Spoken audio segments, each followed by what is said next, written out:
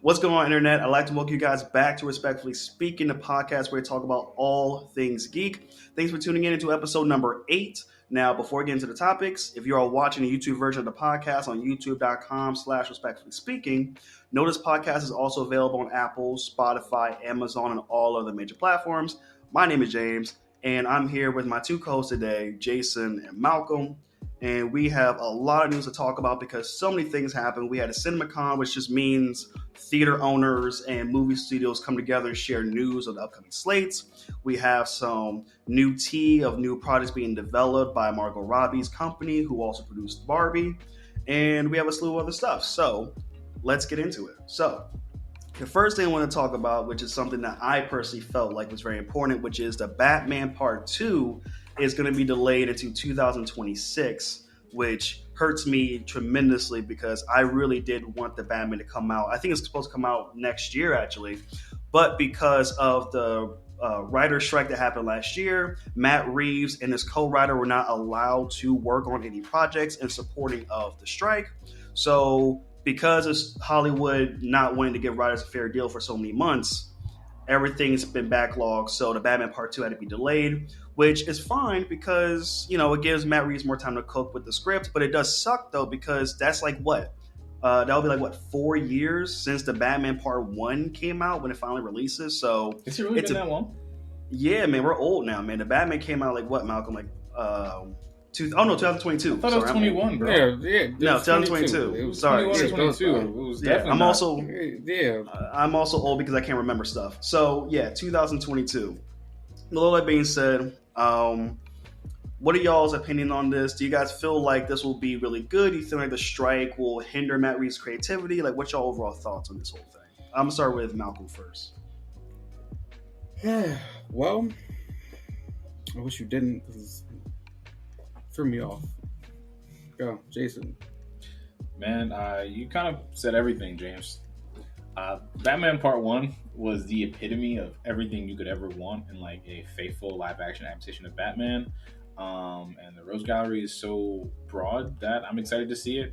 I'm perfectly okay with waiting an extra year to get a good movie because literally me and Malcolm were talking about this.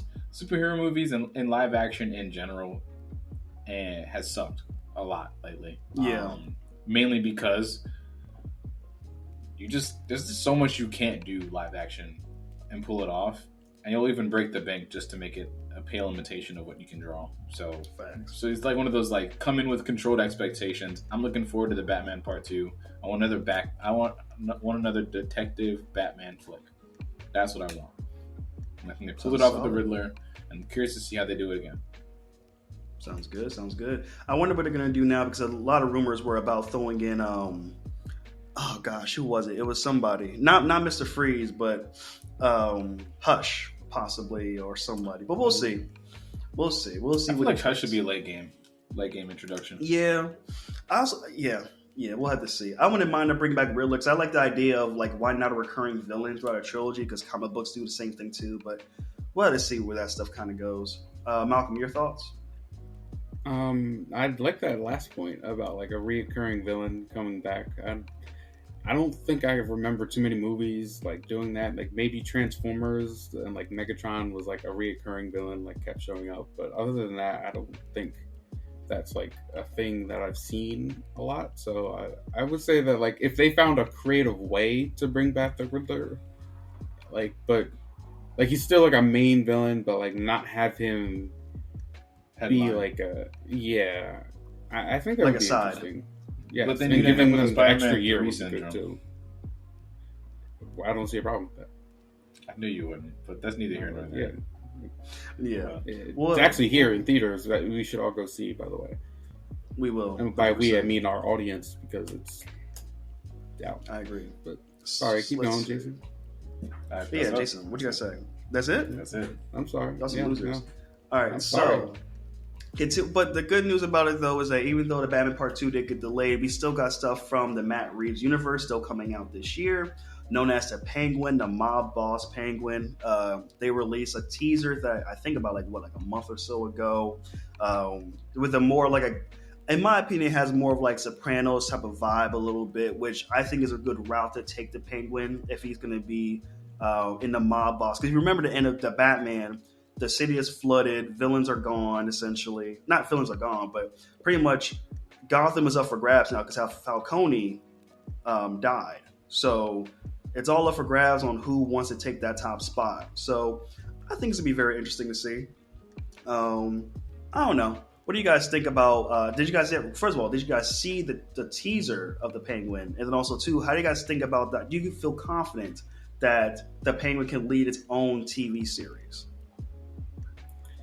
I think they can if they go the Gotham route. I think this would be better TV wise versus movie wise, but in the same vein, I actually don't like the Gotham. I feel like if you were gonna go the Penguin route, then you kind of already did with Gotham because Gotham had like Cobblepot? Yeah, Cobblepot. Yeah. As one of the main antagonists in that series, and so like, who watched Gotham besides virgins? Okay, Gotham was a great show. It was a good show. It was a good show, and I think it did a good job of really getting into the fact that Gotham is not just a bunch of weird villains that Batman made up. Like there's just complex crime in Gotham, and that interweaves itself with the type of villains that Gotham kind of produces, especially during Batman's career as Batman. Yeah, but there are more interesting villains than the Penguin, but I think the Penguin probably has enough going for him that you can probably make a compelling story that doesn't require a lot of fireworks or weird costumes and this and that. So I can see why they chose Penguin over someone like Two-Face, which I think is so much more interesting than the Penguin, or Mr. Freeze, who I also think is more interesting, but probably can't write as much with. So we'll have to see. Okay, how about you, Malcolm? Yeah, I will say that I don't think it would be a problem if they did copy the Sopranos route, but also made it similar to Gotham. I know we were all just talking about how we would love originality, but I think sometimes when media copies something, but makes it slightly different, it can end up being entertaining. I'm not out here trying to hoping that the Penguin TV series is going to be Emmy Award nominated and is going to be one of the best piece of fiction writing. I just hope that it adds on to the story and it gets something done.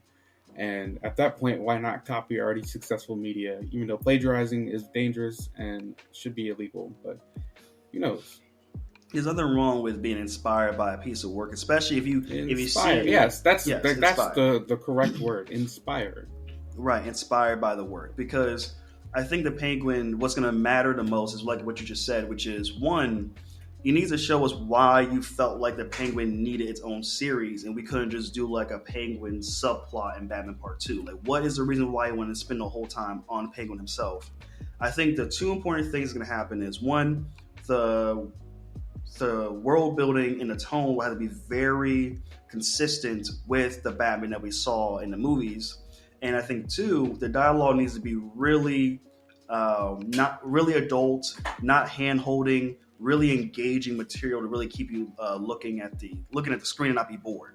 So, cause the Penguin, I don't see the Penguin moving around a lot. I saw some scenes in the teaser of him shooting a gun and stuff like that, but I don't think it's going to be action-packed type of stuff. So, we'll have to see how that type of stuff goes. But anything you guys want to add on?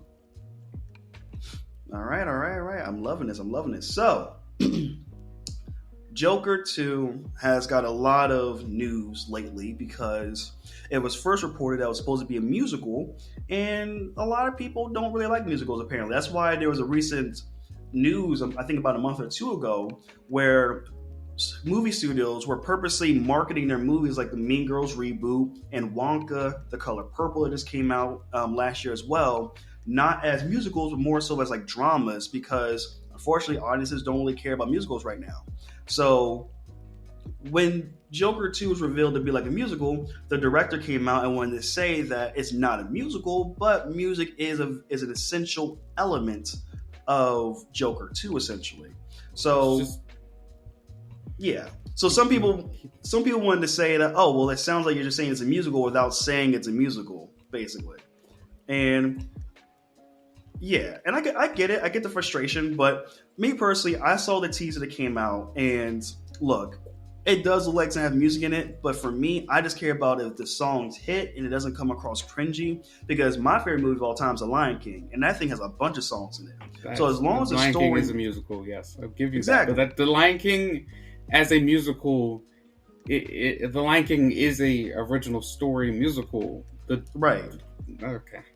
But this one is taking ideas of like Harley Quinn and the Arkham Asylum and Joker. So we just gotta see what they gotta do. I personally felt like Joker 1 was a good one and done, but hey, if they feel like there's a creative way to do a Joker 2 inside of Arkham Asylum where you're kind of playing with a psychological thriller and all this other stuff, why not? Go for it. Let's see how it works out. So what are you guys' thoughts on the teaser? Did you guys think that Lady Gaga looked good as Harley Quinn? And what are your hopes about what this movie could deliver? Let's start with, I guess, Malcolm. I'm going to be so mad, and I'm trying really hard to not be a hater, and I've already expressed my opinion on this. I really didn't like the first Joker movie, and I've explained it already, but I'll explain it again. The Joker is an intelligent, smart, maniacal, conniving character.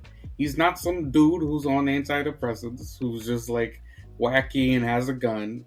He is a super villain genius that happens to have the complete opposite mentality of Batman in terms of like wanting to harm and kill and maim and laugh off every single sick joke that is like crime and like disaster. And the first movie was just about a guy who was just really sad and down on his luck, which was really depressing.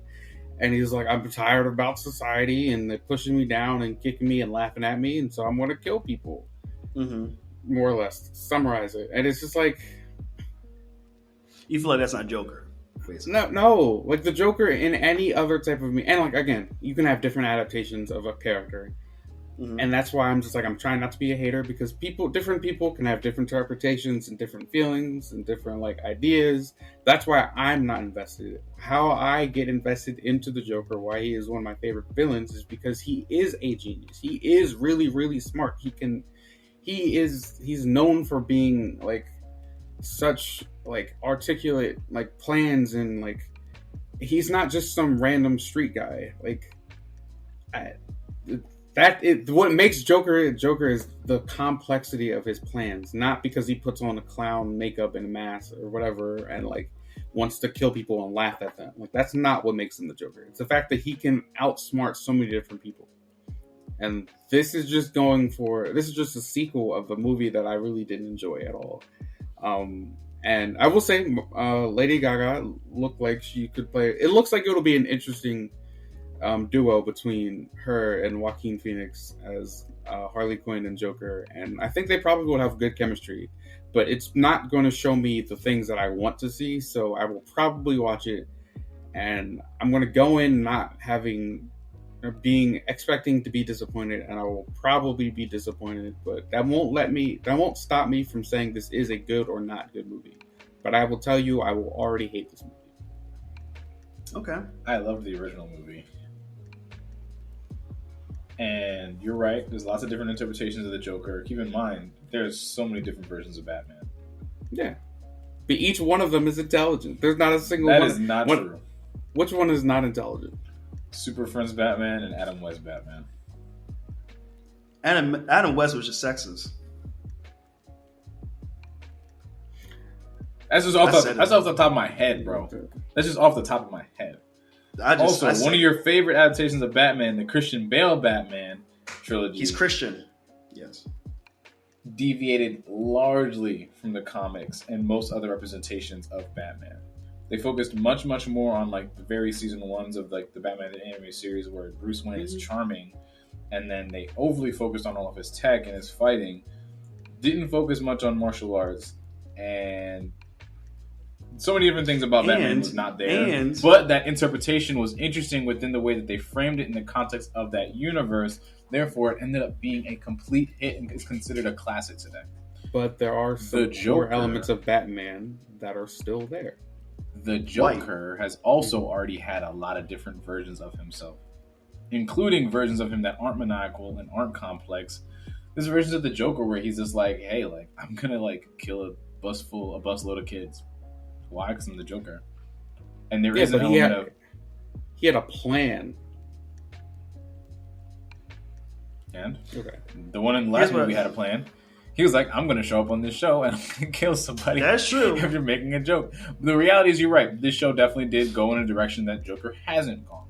They went down the mental health route. They went down the almost insanity route. They went down the whole like burn down the society, like burn the status quo down. That's different. That's different. What have we been talking about wanting? Different. And then they pulled it off.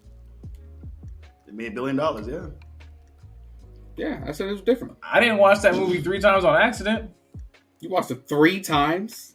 I watched it 4 times. Yeah. No, I think it was 3 times too.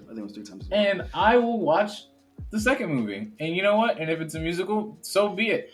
So far, they didn't leave me wrong with the first one. So right now, they got my ears. Yeah. Yeah, and I'm saying you're right. They gave us something different, and I appreciate that they gave us something different. You just don't like it, and that's fine. Yeah. And I'm just saying, there's too many different versions of Batman for you to talk about, like, oh, but the core elements are here, core elements are there.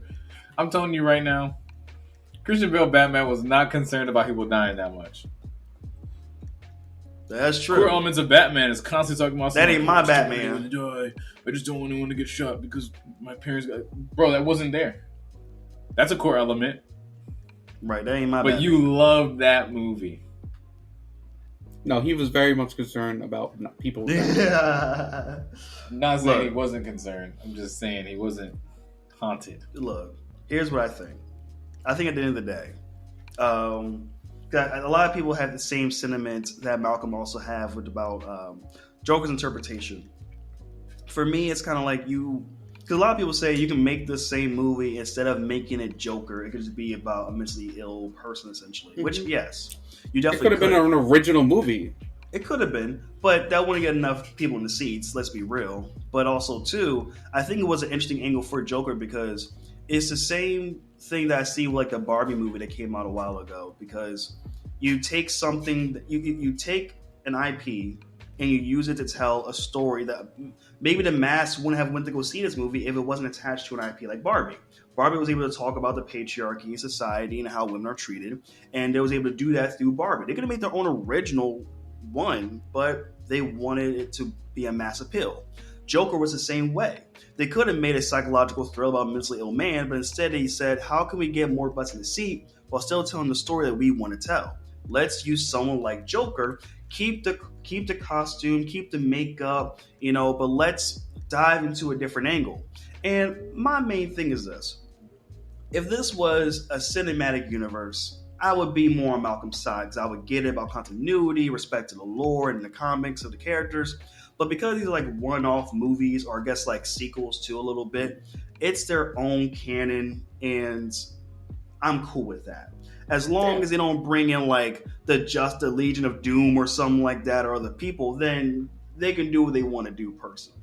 So I would say I'm excited for Joker 2. Like Jason said, they wowed me with the first one. I enjoyed the interpretation of it. They haven't done me wrong yet, so we're going to still see how they do. So we'll find out. Was it this October? It said it was coming out. So yeah, we shall see. Next thing going on. I don't know how much you guys care about this game because I don't know if you guys played this game that much, but The Sims movie is in the works. What do we say? We said video games. We do not care. Video games are going to be the new gold mine adaptations, bro. It might be an okay movie. I don't have time to go out and watch an okay movie. Isn't that just People the movie? Yeah, it's just People the movie. Baby. I don't know what they're gonna do. This because you can be anything you want to be. Make a comedy out of it. They probably. I don't know what they'll do. Maybe they'll do something like an isekai type of way where you jump into a whole new world and it's The Sims and they kind of like just have fun with the trope or something. I don't know. I don't care. Let me stop. I know. I don't care. I want to throw it on there. That might be an interesting spin, but we'll see. I don't know. We'll see.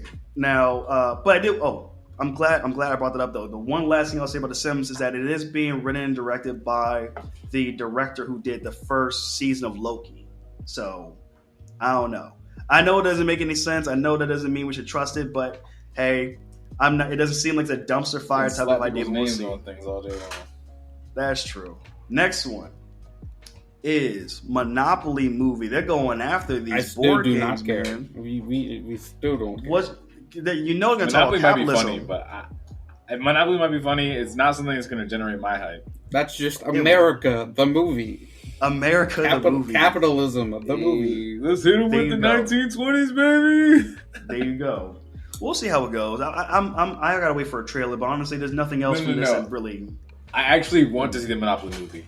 I want to see them just zoom into like somebody who just like starts off super hopeful and then their life gets ruined because they bought in, and then the person who also started off in the exact same was like, "Man, I don't get why all these people are complaining, bro." Yeah, literally. It's not that cold outside. Just No get one a of them is house. going to be about. It's going to be about like Buy Wolf a of Wall railroad. Street almost. Yeah, exactly. Buy a railroad. It's going to be like something like Wolf of Wall Street, where it's about greed and capitalism and how much you're striving for wealth and the sacrifices that you do to secure wealth. Essentially, I'm sure it'll be something like that. But onto some fun stuff though. I saw this and I was like, "Yo, I can't believe they're really doing it." So, Winnie the Pooh 2 came out Winnieverse. not that long ago. Ew. And it made a lot of money, at least more money on its budget than before. So the directors, the creative team wanted to come out and say, we're creating the Poohniverse, essentially. It sounds disgusting. I know, I don't know why, but they're calling it the Poohniverse. It's going to be like they're having Pooh, Bambi, The Tinkerbell. Winnieverse might have made more sense. It did. Maybe. It does make sense. It does Winnieverse make sounds sense. No, gross. It might make more sense. So they're talking about pretty much like building up to like an Avengers Infinity War type of thing, where you have like Pinocchio, Peter Pan, Tigger, Piglet, the Mad Hatter, Sleeping Beauty, just a whole bunch of people. And apparently, here's the thing that's really crazy too about this. I was reading an article about is that not only were they talking about where's it at? Oh yeah, not only were they talking about creating this universe, but they're talking about these movies culminating by like next year or in the next 2 years. So it's not going to be like a 10-year project. They're talking about we're about to release Pinocchio, Bambi, Sleeping Beauty, all of these movies within 2 years, and then cultivate into like a Freddy versus Jason type of mashup, basically. So do you guys feel, I know you guys probably never saw the movies, but what do you guys think about them going after these IPs and making them to horror fest and building up an Avengers level? Would you guys go see a horror mashup of these people, of these characters going at it? Come on now. I do not care. You don't see Bambi bite someone's head off? The best thing we've gotten so far as a broader horror universe is maybe The Conjuring, and even then, they've already kind of started to miss the point. The Nun movie, the first one was good. The second one just reminded me why horror movies are better left off as isolated projects, because they need the freedom to be isolated to actually be good and compelling. He said, "Y'all not scary in the cinematic universe." I feel that though. It wasn't a scary movie. It actually was more funny than it was scary, and that's a problem. Especially when The Conjuring is probably one of the more successful horror movie series in the last 15 years. And for them to drop a movie like that, and the best thing that they got going for them is a couple of jump scares. I know.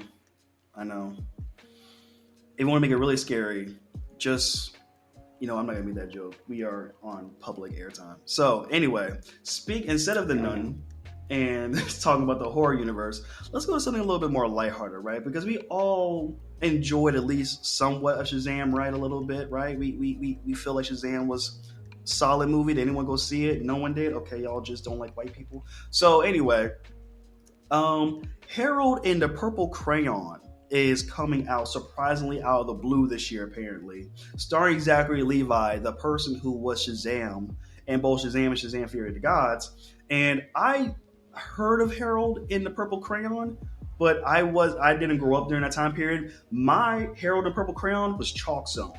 If y'all are old enough to remember that was mine. Okay, but apparently Harold and the Purple Crayon came out in the 80s or something like that, and it's pretty much about this baby who goes around with a purple crayon and just draws from their imagination and it comes to life essentially.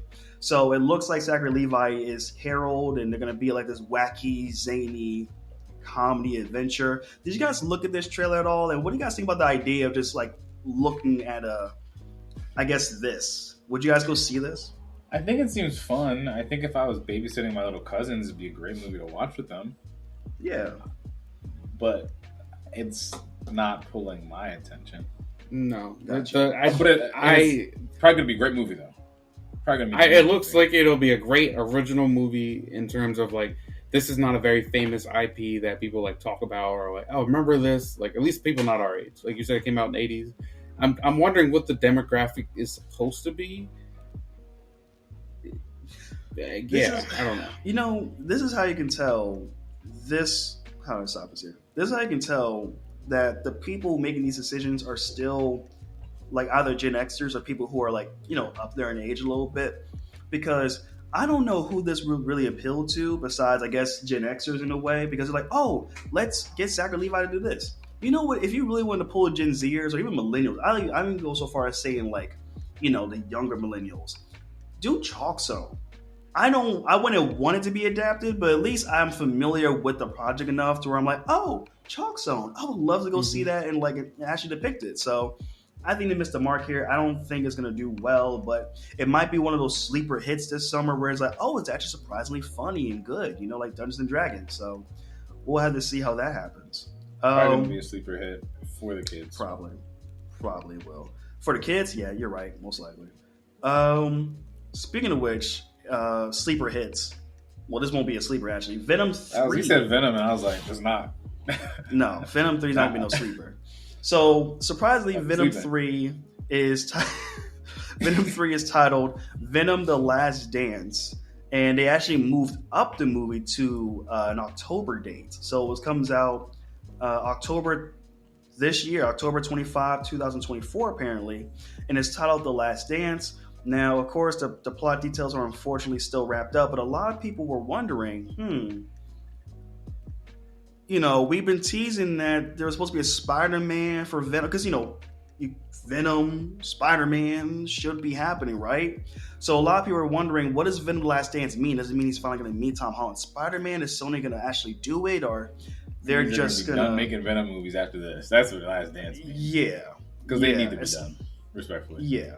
I think Sony needs to stop making live action movies. Sony needs to sell Spider-Man back to Marvel and give up. Yeah, I think after Madam Web flopped at the box office hard, I think Sony is trying to slowly push away from maybe doing that Spider-Verse thing. So, y'all have any thoughts on this, or y'all don't care? All right, perfect. Y'all don't leave it at that. Bad. So, speaking of it, movies. Hey, I feel it. You know what? And I'm glad you said that, because you know why? Seth Rogen said, look, Sony, y'all live action Venom it made some money the first time, but people don't really mess with it. Give it to me, Seth Rogen, the guy who has made The Boys, who's working on Invincible, who's worked on Sausage Party and all the other comedy movies. And let's make a nice R-rated animated Venom movie. You know, so apparently the rumor is Seth Rogen has been tasked by Sony to pretty much develop, write, and produce a Venom animated project. It sounds like he was always a big fan of Venom. He wants to bring it to life. What are y'all thoughts about an animated R-rated Venom movie? I'm kind of here for it. Not gonna lie. Not gonna lie? Okay. I'm here for it. I mean, we literally talking about like there's not. I can't think of any animated superhero projects that bombed in the last 15 years. Like in general, like the writing teams, the overall flexibility of the medium, combined with the fact that largely due to live actions, there's just a more broad and consistent audience for these projects. Just haven't seen any bad animated superhero flicks at all. Everything from like independent stuff like Invincible or can't think of any off the top of my head, or the Marvel's properties, or definitely DC's properties. I think DC's... And the new X-Men 97 came out. X-Men 97 is probably the best thing Marvel's got going on right now. Literally. Without any competition, in my mind. And I agree. it just goes to show like the fact it's like, bro, you get a good team, some voice actors who don't need to like look a certain way and have expensive costumes that don't look comfortable and they don't look comfortable and nobody looks like they want to be in the movie, and then a good soundtrack and enough time and space, they be cooking. X-Men 97 is beastly, and honest to goodness, those properties tend to age better anyway. And so, like, I'm all for a Venom animated series. I wonder what they'll do. Venom's a really interesting character, and I feel like a lot of people don't know him, don't know Venom's character outside of Spider-Man, or Spider-Man 3 more specifically, very well. Spider-Man 3 might be the only exposure a lot of people have to Venom the character. That's true. That's true. How about you, Malcolm? No, I've had exposure to Venom before. I watched their A lot of people. 1990s. Yeah, okay. Seth Rogen doing the Venom 3 animated TV show, movie. Is it a movie or a TV show? It's a movie. For now, until it becomes successful, and then it's going to be a TV show. Okay. Oh, that'd be terrible. Yeah. No. I mean, that we'll would be terrible. We have so many animated Spider-Man properties. Yeah. Let me know what. This is a side topic, but let me just ask y'all this question a little bit. See if I can pick your brains a little bit. It's about X-Men 97 and how well it's doing, because it's a continuation of the X-Men that came out in the early 90s. What if Justice League Unlimited came back and had the same type of treatment? Do you think that would work, or do you think it's a unique case Kevin for Conroy X-Men? is dead, so you can't do it. That's true. We lost Kevin Conroy. I mean, we got AI, so I'm kidding. We don't support AI. We don't do that. But look, I guess it's a no from both of Conroy y'all. wasn't dead, I would be like 1,000% yes. Please do Let's that. do it. But he is dead, so no more. I get it. No more Batman. Okay. All right. So let's see. Continuing on, the people who are not dead though is Will Smith and Martin Lawrence, because they just keep making Bad Boys movies. They came out with Bad Boys Ride or Die, which I think is, if I remember correctly, Malcolm, do you remember what Bad Boys 3 was called? Bad Boys for Life. Yes. I don't understand why they did Bad Boys for Life, and I think they had the number 4 in there on the third movie. I don't know why. A lot of people were saying it would make sense for you to say just Bad Boys for Life for this movie instead, but it's neither here nor there. So the trailer came out, and people were like, "Oh, okay." I thought it was interesting. You see Will Smith and Martin Lawrence doing their thing, their usual buddy cop type of routine, where Martin Lawrence is this guy who is kind of scared but is loyal, and Will Smith is kind of like serious and everything. So I don't know. Did you guys look at this trailer, and did you guys laugh at it? Do you guys think it's good? Do you guys see potential with it, or do you guys just not really care about it? Bro, in the same way I miss properties like the Rush Hour movies and just that really campy like late 90s, early 2000s like action comedy flicks that don't have The Rock in them. I really want to see this, I'm all here for it. We'll see what happens. I mean, it looks like they're just trying to get like a, their middle-aged bag in, Yeah. Try to get that paper. I get it. Whatever. But if it's good, it's good. If it's not, I can go back and watch the classics. That's true. And sometimes it works. Sometimes you gotta pick your demographic. So I don't think this movie will be meant for like Gen Zers. This movie is definitely meant for people who were around when the first, at least in my opinion, who grew up around the first Bad Boys 1 and 2 essentially, and who wants to see this continue. Same thing with that. What's that action franchise? Yeah, it's true. Expendables. That's a franchise. Yeah, exactly. Yeah, so we'll see. Not everything is for the Gen Z audience, bro. We don't even have money for the movies anymore. Well, they need to stop pitching stuff to the brokest generation right now. Like, I agree, because I'm trying to save money, so I feel it. For like the 60-year-olds, all the boomers, all the. Hey, why not, man? Why not? Youngest of the boomers. Malcolm, what's your thoughts on this, buddy? Yeah, I remember watching Bad Boys 1 and 2, and I was like, yeah, this is good. This is just like I don't want to say a guilty pleasure, just like a good, like, just a solid movie that I can enjoy and know that, like, I don't have to, think about everything. Like, you turn your brain off and just watch. I didn't watch the third one because I was just like, I'll be able to watch it some other time. It doesn't seem like it's a priority. And the same thing with this one. I didn't watch the trailer because I'm like, I will probably watch it. I don't need to see the trailer to feel like, am I going to watch it or not? It's just like, it will probably happen. We will all probably watch the third and fourth one together. Like, it's a thing. And this, By the way, I'll say this is a movie that was made specifically for the DEIs. Like, this isn't made for just anybody. James got it. Jason, you're not online, which is great. No. I hear you. It's for the The DEI. You don't. Facts. It's for the DI people, bro. I know what you mean. Right. Okay, all right. But yeah, we'll have to see. Just making sure. I wonder. Honestly, you're right, Malcolm. One thing about it for sure is that they don't need to come out with a trailer. They just say Bad Boys coming out. All right, I'll go check it out when I check it out. Yeah, and leave it at that. Basically. A certain demographic will be there no matter what. You're talking no about matter what. The Urbanites. The Urbanites. Absolutely. Next thing on the list is, let me know if you guys care about this or not. Legend of Zelda movie director. He's the one that's coming out with the new movie called Kingdom of the Ape Monkeys. I'm kidding. Planet of the Apes. Director Wes Ball, essentially.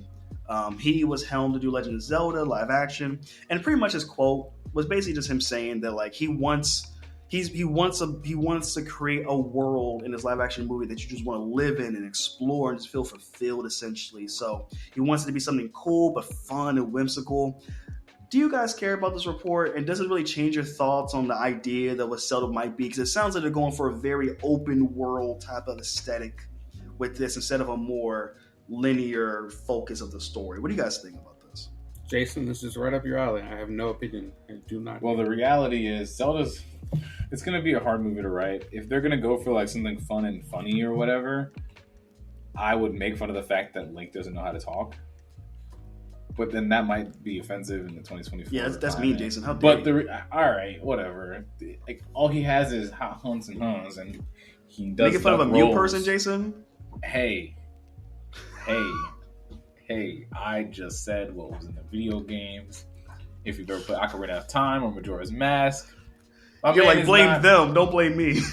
He's not using words, but that's a product of how Nintendo makes a lot of those games. A lot of those games are designed specifically so that you can insert yourself in as a character no matter what your personality is. And so by doing that, they essentially have a lot of personality in the world, a lot of personality in the characters, and almost no personality, the least amount of personality possible for your main hero so that you can insert yourself as a player. That's fine and good and all, but how do you do that for a movie? Right. That's a concern. That's a concern for me. It's the same reason why I don't see them making a Pokemon movie based around Red, Trainer Red, unless they're basing it off the Pokemon Adventures manga, which they did have personality in, or they can base it off the Legend of Zelda manga, which I haven't read. I don't know if there's any, distinct personality they give Link there, but most people who are familiar with Legend of Zelda and Link as a character haven't read that. I haven't read that. I played the games. And again, if you're playing the games, you're not going to be familiar. And people are going to insert themselves into these characters. So I don't know how well it's going to be received just off the basis of the main character. But got you. But I'm not a writer. Writers can write.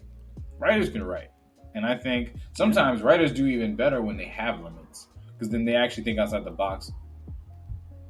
Agreed. So we'll see what they do. I think so. Yeah, we'll have to see what they do. I mean, look, I'll say it again. I just need to see a trailer to see what it's like. And I think whoever they cast as Link is going to have a lot of weight on their shoulders because one is live action instead of animated.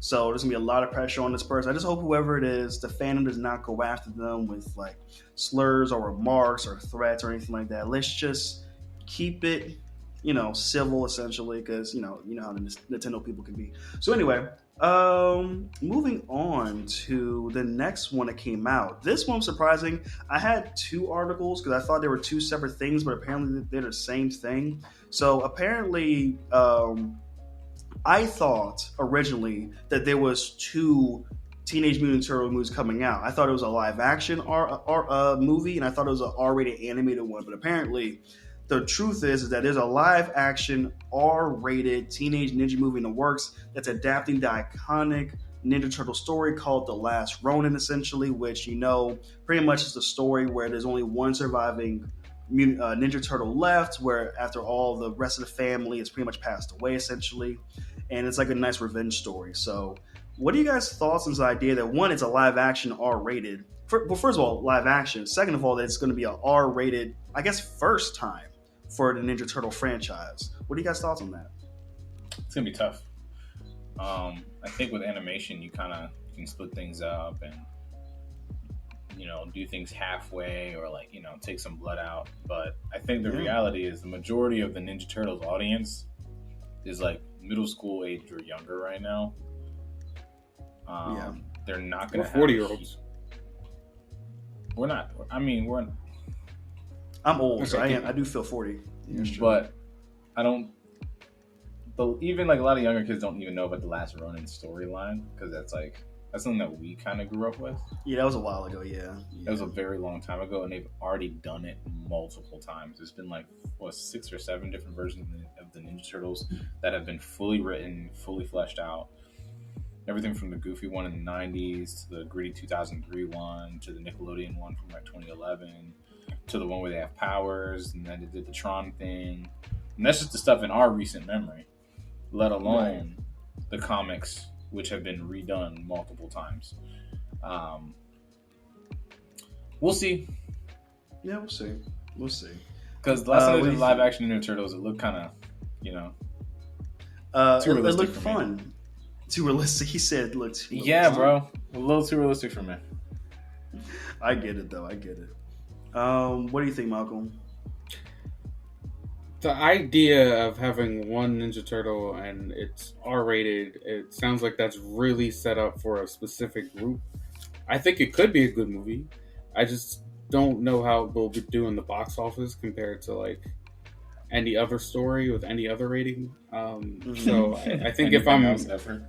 anything else, pretty much, like I'm not hating on it. I think it's a cool idea, and I'm not gonna discourage them from doing it because I've been promoting good new ideas, except Joker.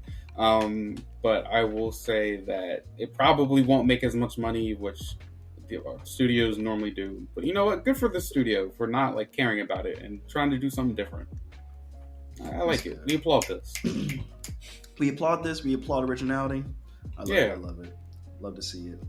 All right, so here we go. I was trying to figure out the right link, but the next thing on the news is about Kendrick Lamar. I know this is more not a music podcast, but Kendrick Lamar wants to throw his hat in the ring of movies. I've never listened to music in my life. What are you talking about?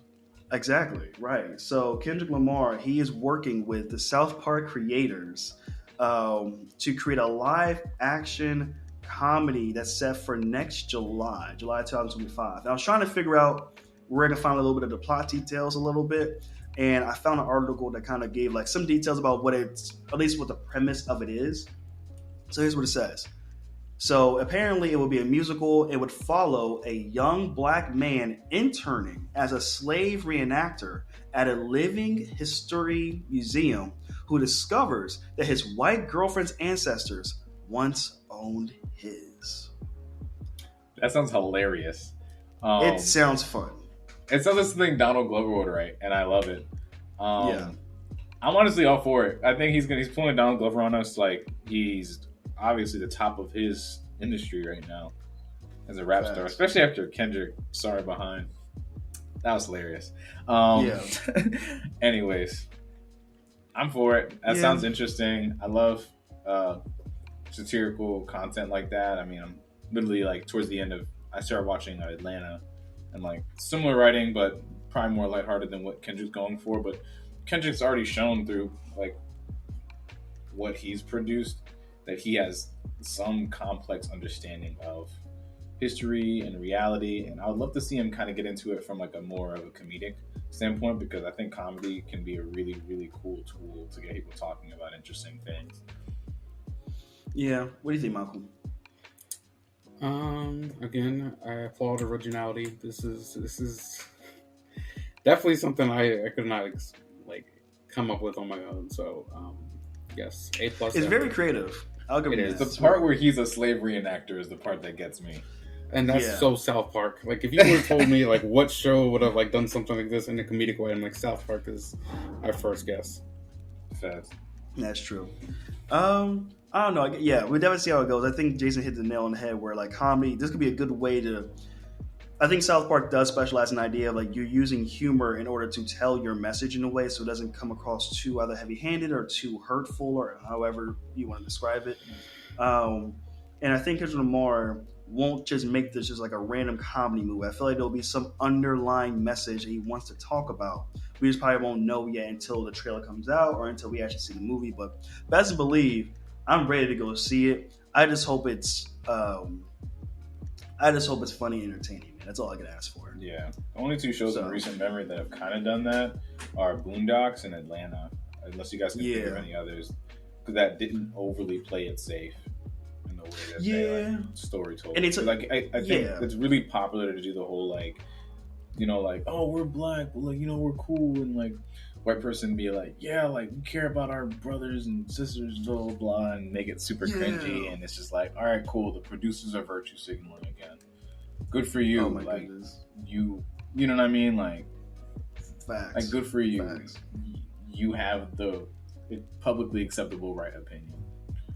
But the I'm acceptable like, right opinion. No, yeah, but then there's like the whole like let's talk about some things that people aren't settled on, or even just like play around in the nuance of complex, unfortunate history.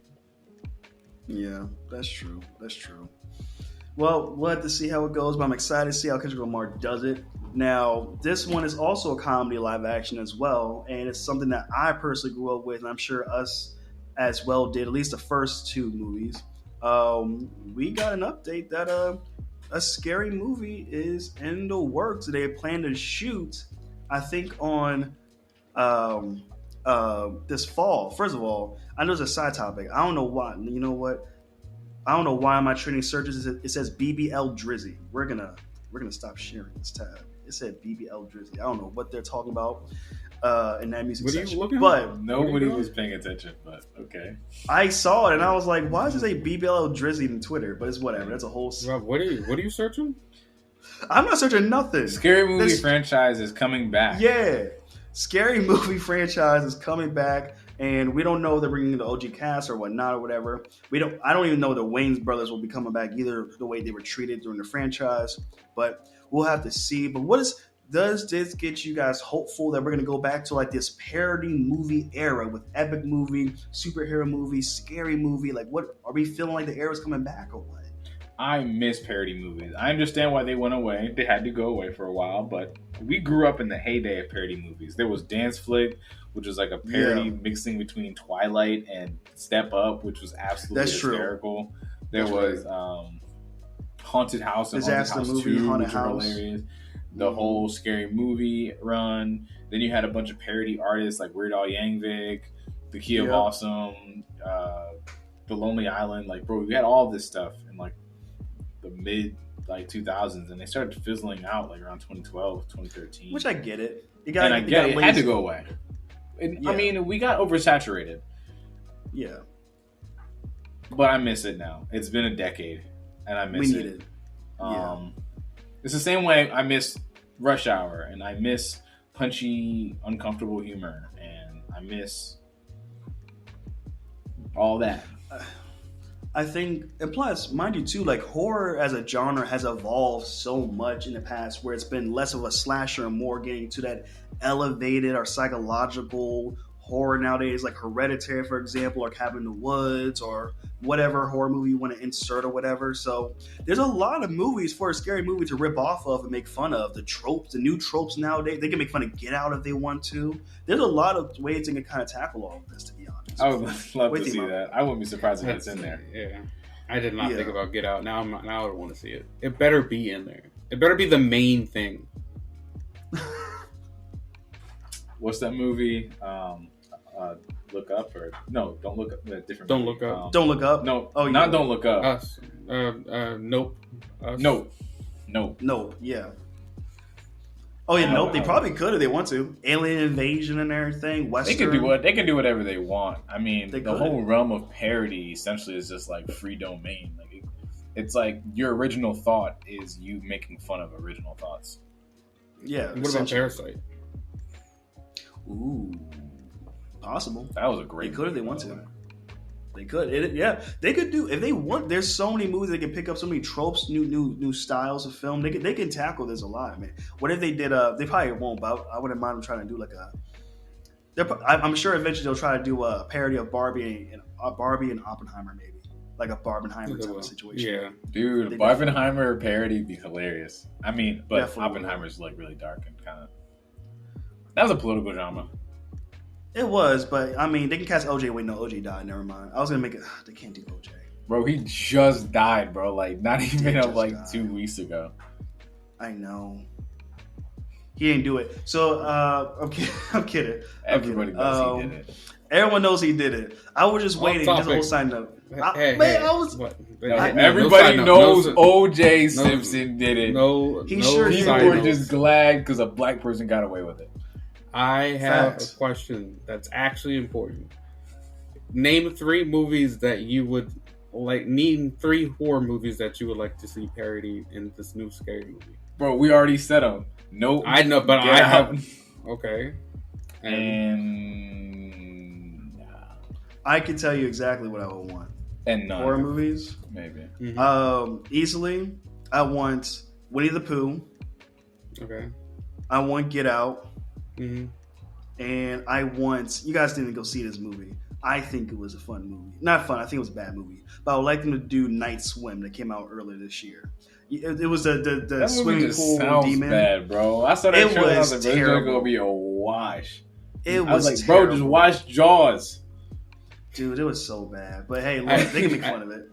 All right. So Get Out, we can all agree that's like the main one. It better be the entire concept of the movie.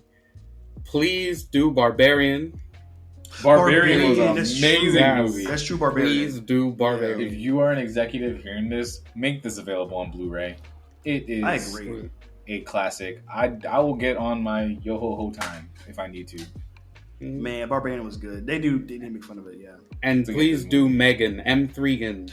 Oh, that's right. M3gan. M3gan. Oh yeah, there you go. Okay. See, Malcolm Megan, got the ideas. Megan, definitely.